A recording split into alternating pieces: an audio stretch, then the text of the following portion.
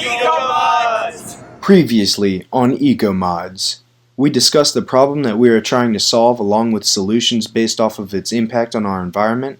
We brainstormed new innovations to set us apart from others in our field and prepare ourselves for continued research into our product development.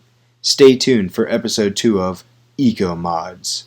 We conducted our polling in two main ways, one of them being in-person random interviews, where we walked around campus and asked people a few quick questions about our aesthetic appeal. We also posted a longer, more detailed digital survey form upon various social media platforms in hopes of reaching wider audiences and getting more comprehensive feedback.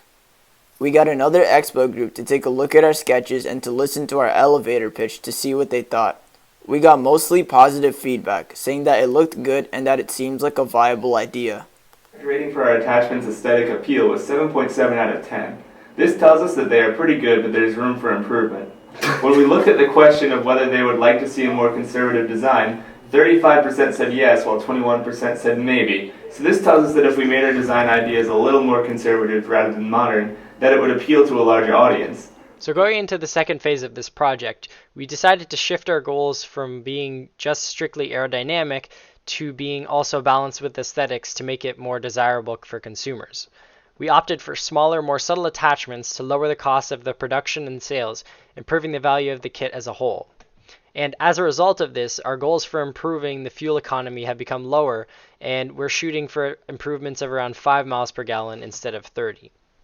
As a result of our new goals, we decided to scrap the front bumper and tail fin attachments in favor of eco skirts, which help block air from flowing under the car, eco mirrors, which reduce the drag created by the mirror assembly, eco spoiler, which improves the airflow coming off the rear of the car from the top, and eco fins, which improve the airflow coming off the rear of the car from the bottom. After we made our annotated sketches, we made preliminary 3D models of our attachments to act as our prototype for now. In the near future, we plan to use these models to run computer simulations to see if our attachments have the desired effect on drag. Once the computer simulations have run, then we may revise our designs and then proceed to make them in real life using fiberglass mats and clear acrylic sheets.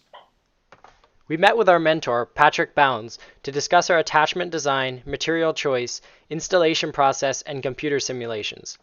In general, he said that our attachments would work, but maybe not to the degree that we expected them to, so we may need to revise our designs in the future.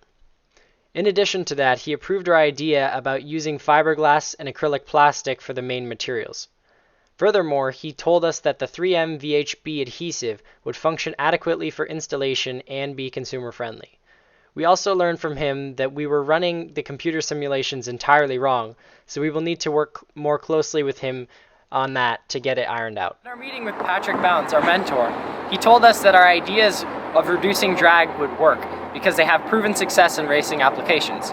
He also said that our choice of materials of fiberglass and clear acrylic plastic would be strong enough and durable enough to support our needs. VHB double-sided adhesive should be strong enough to hold our attachments in, and it would also be consumer-friendly and save consumers money. He also recommended that we use nylon rivets and screws to hold our attachments in. Is that it?